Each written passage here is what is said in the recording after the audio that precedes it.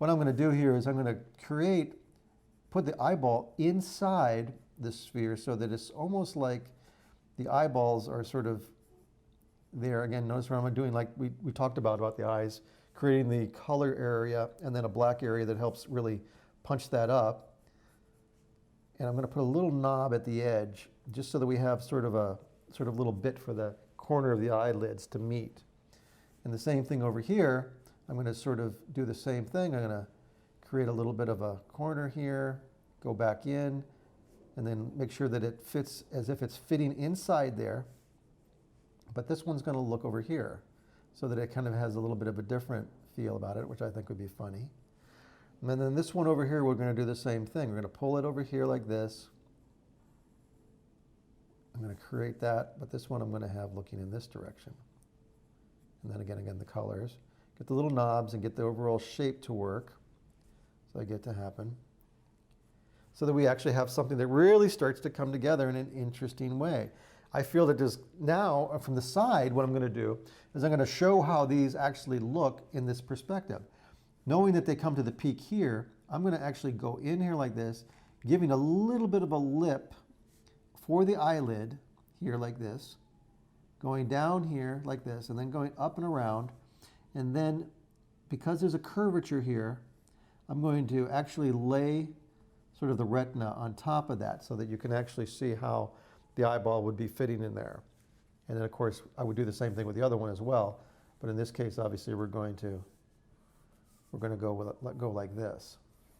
Now, the interesting and fun thing you can do here before I get into the hands, which is something I really want to get into, is that you can start to kind of create a kind of a rough idea of the texture that you want these things to be.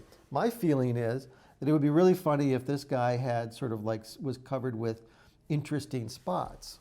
So I thought it'd be kind of funny if he had spots and maybe some bizarre little hairs that stick out. So I haven't drawn the hand here, notice that, because it's sort of coming at us.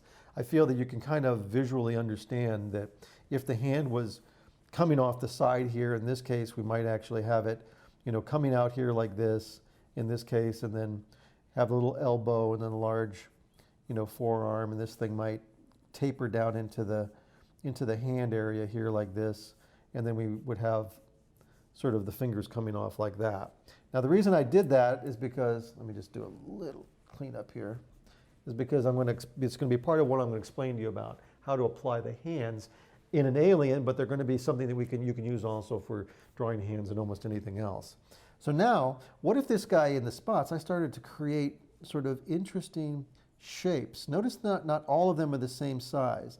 What I'm doing here is I'm trying to come up with ways to, again, create variety so that everything is not the same, but it kind of creates a little bit of an interesting thing around his cheek area.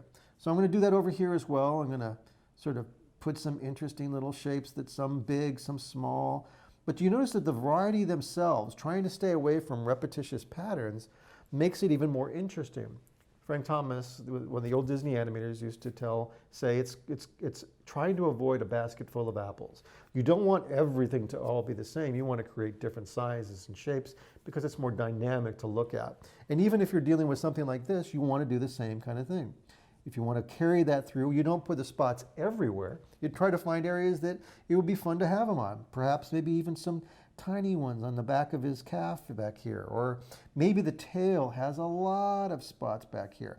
Maybe it's over here. And really what's interesting about that is when you start to apply this, sort of like they did on 101 Dalmatians movie, or Dalmatians period, just dogs, you have, they help define the shapes too. The textures, the actual, just like a pattern on here, will help actually define the shape of what you see in my arm, or if you're wearing, it actually helps define that. And it'll give that character even that much more interesting, but you want to have negative spaces where those details aren't being placed in there.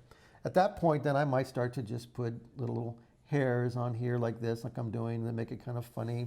Or maybe I'll have maybe up here, for instance, maybe the eyelids, maybe they actually do have some hairs that are more toward the sides or the edges, or like on this one over here, and kind of coming off, but you want to come off at different distances. Or maybe here it's more in the center because it's like 3 different eyes. but I don't want to do them like eyelashes. I want to make them kind of funny so that it's something you've never seen before. So I'm going to sit here and, again, now I'm going to start to tie down. I'm going to start to pull this stuff in. And you can see that our alien is starting to come together in a really fun way. Now, the thing I want to talk about here is, as I put this over here for a second, is I want to talk about the hands.